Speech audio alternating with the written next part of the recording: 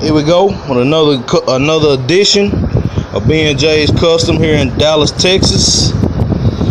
This is the 64 F85 Cutlass. Did I say 64? Yeah, 64 F85 Cutlass convertible. So again, like I said in the first video, this is probably about one of the first one of these cars I've seen, and this one is a good looking car right here. What I'm gonna be doing today is I'm gonna be cleaning up under this hood.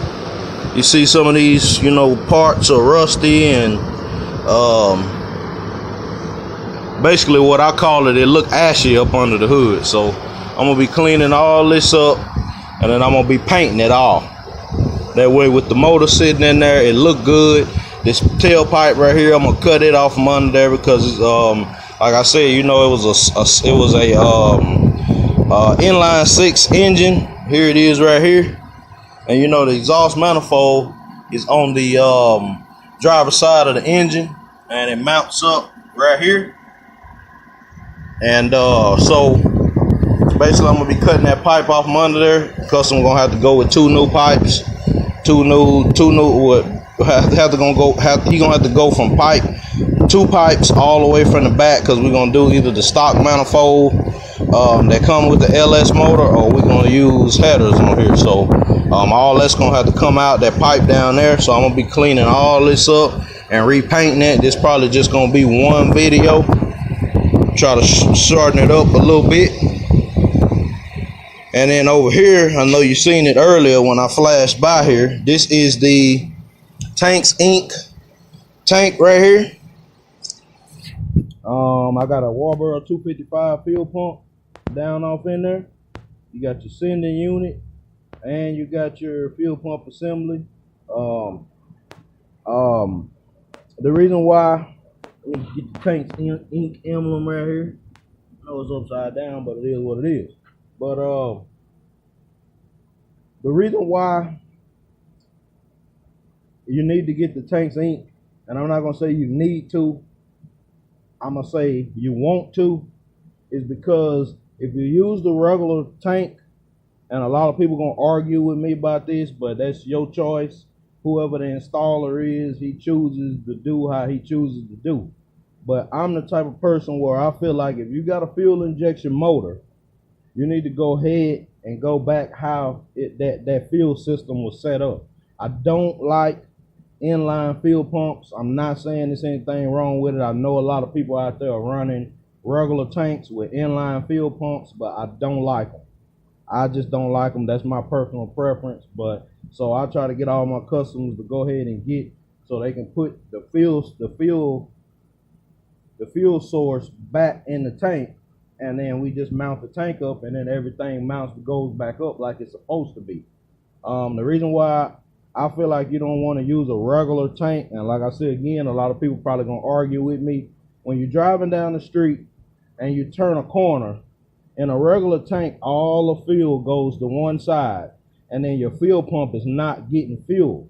And an LS motor has to have 58 psi to 60, somewhere up in there, constant pressure pumping through the system, or the motor will shut right off.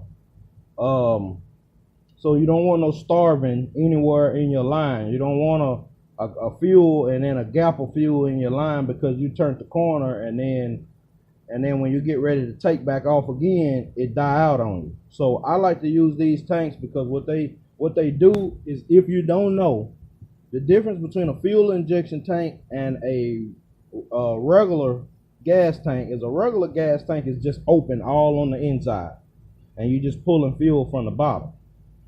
A fuel injection tank has it's got a bowl, it's got a baffle right inside here, and right inside this piece, this one here, it's like a line drawn right between here, and what it is it's got a bowl under here, and what that bowl does is that bowl is lower. They call it a baffle, and the bowl is lower than everything in the tank. So if you put a sip of gas in this tank, just a cup full of gas in this tank, it's all gonna run to the lowest point, which is at the bottom of this fuel pump. it's gonna fill up this bowl first, and then the rest of the fuel just stays around in the tank. And every time the bowl gets low, it fills back up. That way, if you turn a corner, your bowl is already full of fuel, so you're gonna be pulling out of that bowl, and nothing's gonna pour out of that bowl. It's gonna all stay in there. So you're gonna get a constant.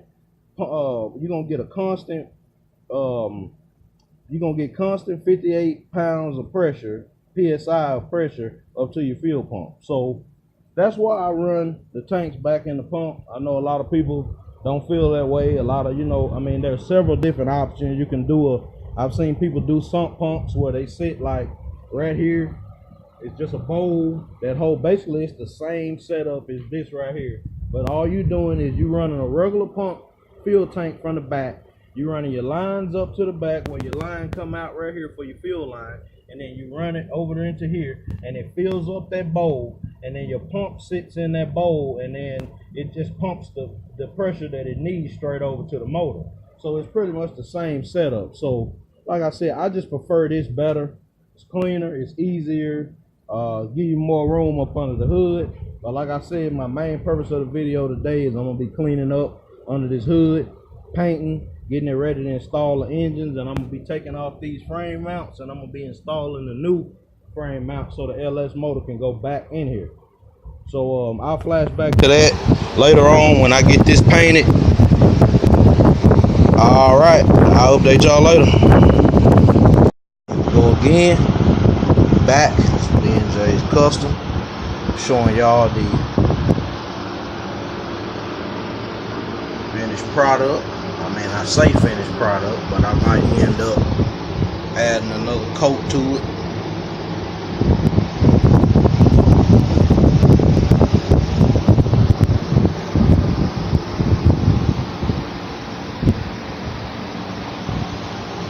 As you can see right there, I didn't get a chance to remove the pipe, but I removed both those motor mounts that were sitting right there.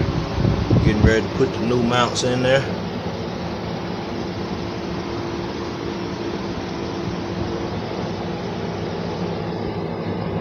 Let that dry overnight. It's probably dry already.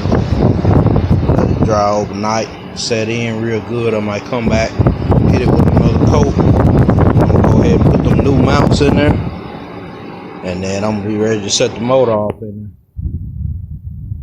there. Again, it's B&J's Custom,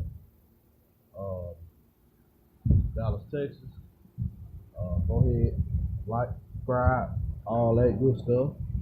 I'm trying to find the can so I can show you.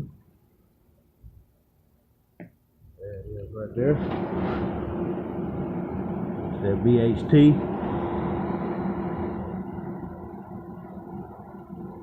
Roll bar and chassis. I had some engine paint, but I kept having problems with the bottle of engine paint.